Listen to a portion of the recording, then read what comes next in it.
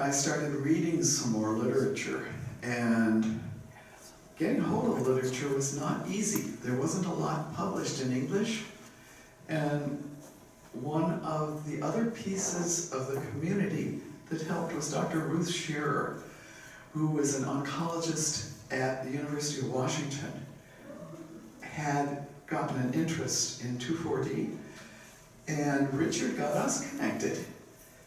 And she was at the university, and she would have these papers translated from other languages for us. And so I had access all of a sudden to a whole lot of literature that nobody else in the country had access to because it was translated for me.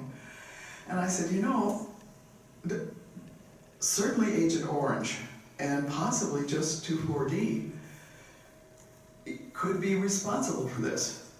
We don't know if it is, but it's certainly something to look at. And so the next call I made was to CDC, and I spoke to Godrey Oakley, who was the head of the Birth Defects division at CDC.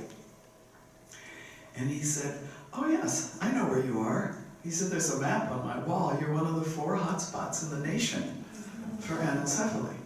You and Benton County. And that's when I discovered that I was not the only person delivering anencephalics here.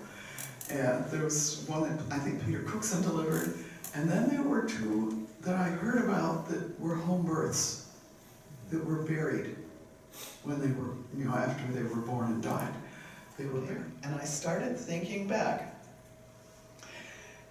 over the neural tube defective babies that we had delivered.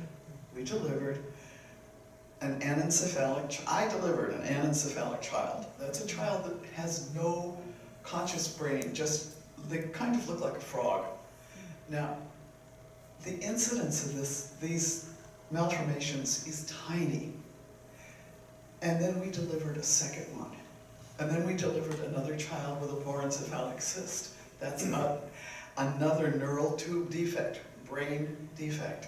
And by the time we finished, we had, out of 202 deliveries, had 27 major malformations.